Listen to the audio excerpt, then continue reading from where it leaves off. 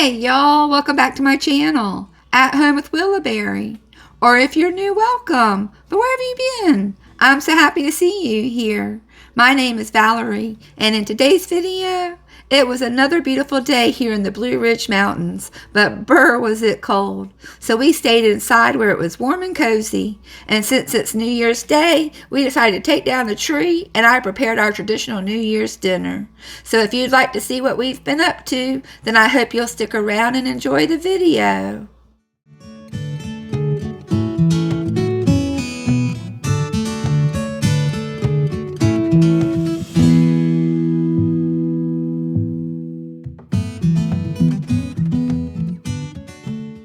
Happy New Year's, y'all!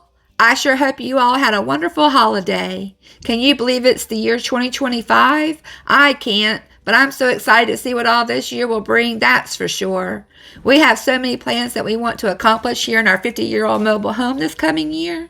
We plan to build Granny a bathroom, we want to renovate the living room, and hopefully start to gut the kitchen all before this year is over. But first things first, we need to start the new year right, and we plan to do that by preparing our traditional New Year's dinner. Every year on New Year's Day, Tim and I make the same meal to hopefully bring health, wealth, and good fortune into the new year. We always have black-eyed peas, pork, cornbread, and collard greens. Black-eyed peas and collard greens are for good fortune and prosperity.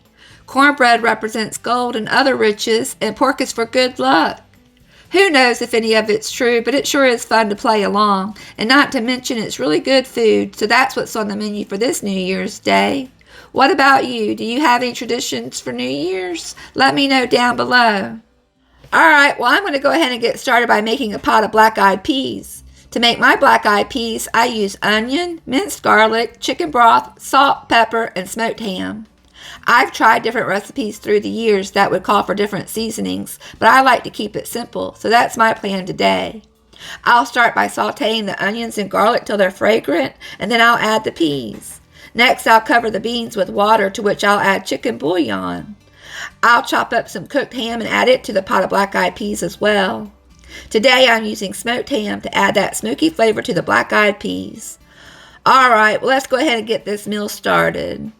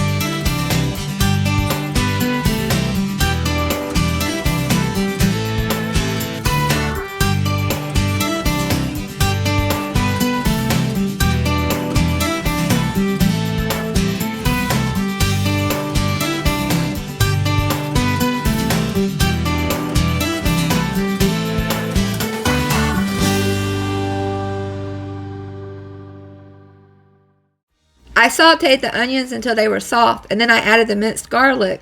Once the garlic is fragrant, I'll add the peas. Today I'll be using water and chicken bouillon, but I usually use chicken broth. I just forgot to pick some up at the grocery store, but I always keep chicken bouillon on hand just for that reason. Later, after I get the beans started, we plan to take down the Christmas tree. I was going to wait until next week to undecorate, but the sooner we get the decorations put away, the sooner we can get back to renovating. We hope to get started on Granny's bathroom within the next week, so be on the lookout for new renovation videos coming soon.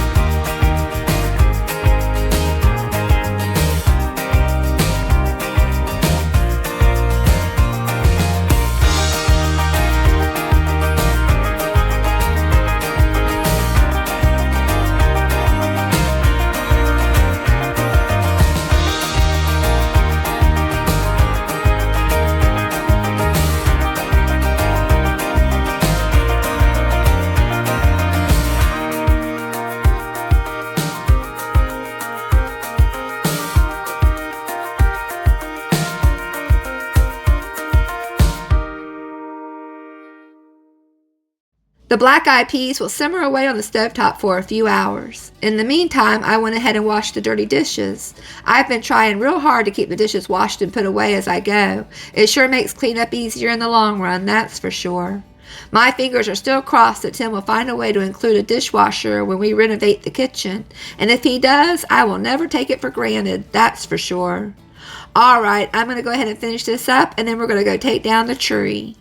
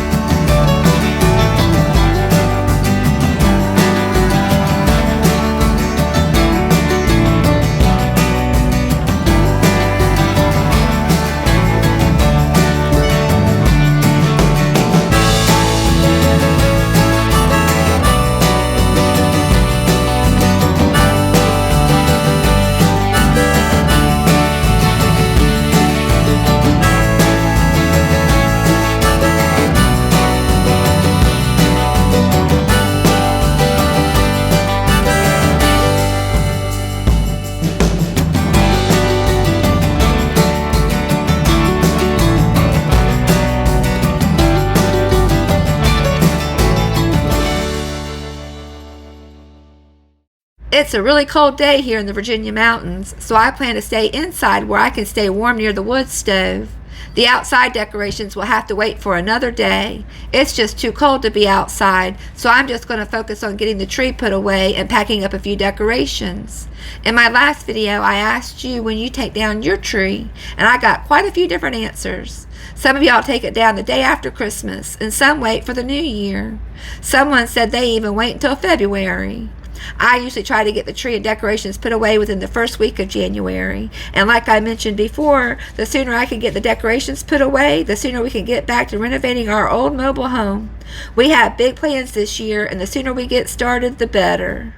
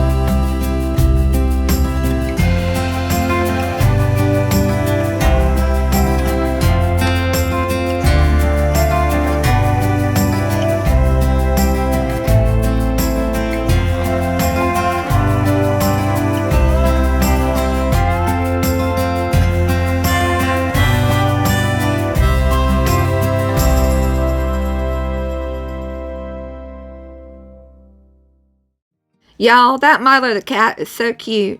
He's finally getting used to coming in the house. He spends long hours, day and night, sleeping in the house, soaking up all the warmth from the wood stove. He was very comfortable coming inside back at the single wide, but when we moved here, he would refuse to come in. But last year, I would make him come in on cold nights, and now he's so used to it that he only goes out long enough to do his business. Then he's scratching at the door to get back in. You should see him when he comes in. Max and Willow always runs up to him, and he gives them little nose bops. It's like he's giving the dogs kisses. Too cute. All right, well, let's finish putting away these decorations.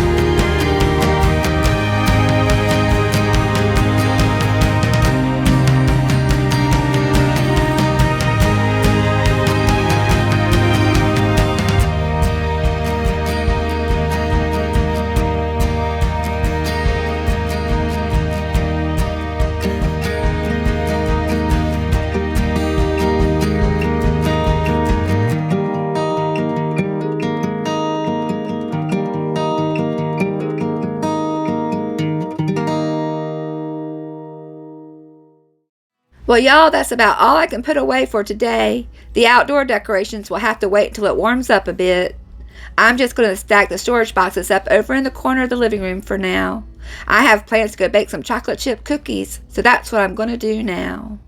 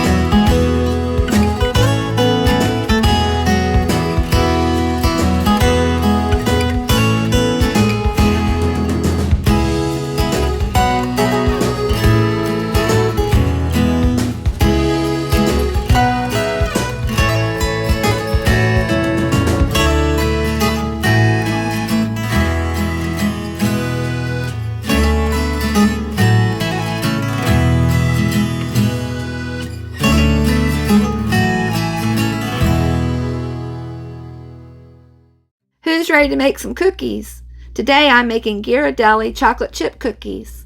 I'm just going to follow the recipe that's on the back of the bag of chocolate chips. I'm using the stand mixer that Tim bought for me. I don't use it nearly enough, and I figure today is as good a day as any to put it to good use. So let's get to mixing.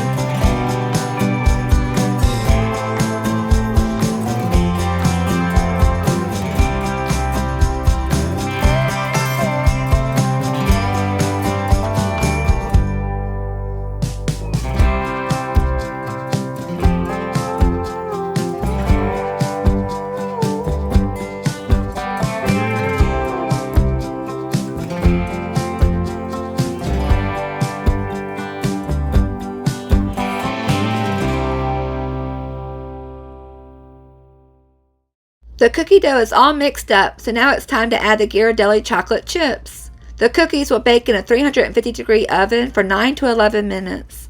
We like soft chocolate chip cookies, so I normally take them out of the oven a little early. Alright, well, let's get these cookies in the oven.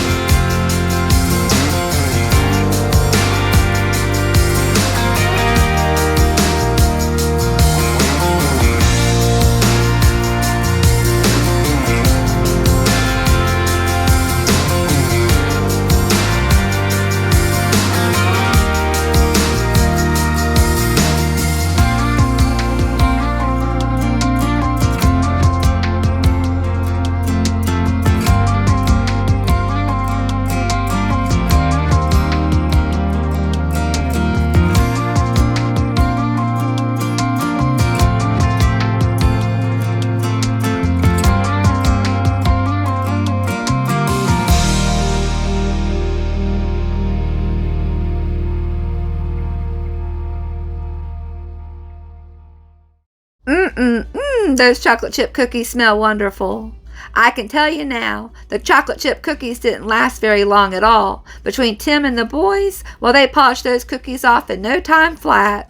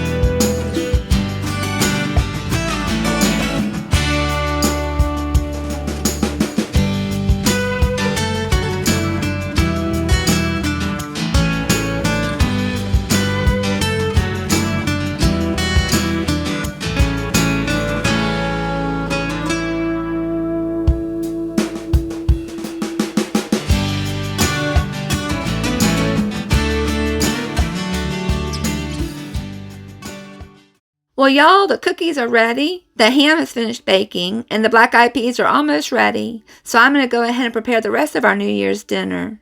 My boys love sweet potato casserole, so that's what I'm going to make now. Sweet potato casserole isn't a traditional New Year's food, but it is a family favorite, so I like to include it for the boys. All right, well, dinner's coming right along, y'all.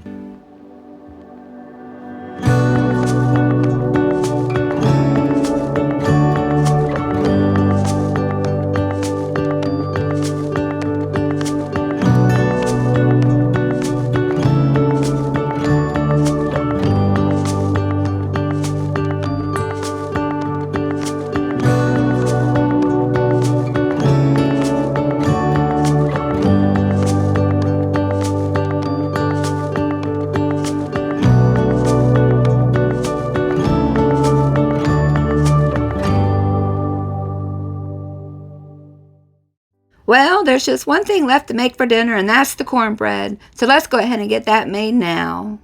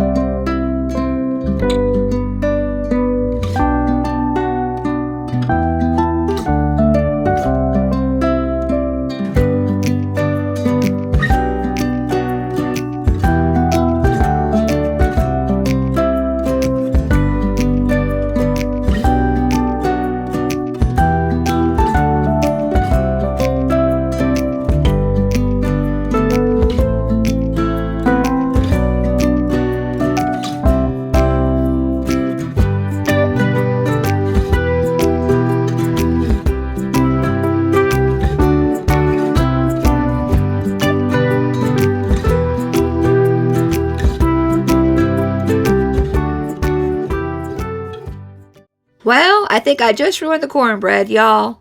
I like to add cream-style corn to help keep the cornbread moist, but I think I was only supposed to add a half a can of corn, but for whatever reason I dumped the whole can in there. Oh well, it will still taste good. It will just be more like corn pudding versus corn casserole. Well, while that's baking in the oven with the sweet potato casserole, I have time to wash one more load of dishes. That will be the last load I wash today. Someone else will wash the after-dinner dishes, that's for sure.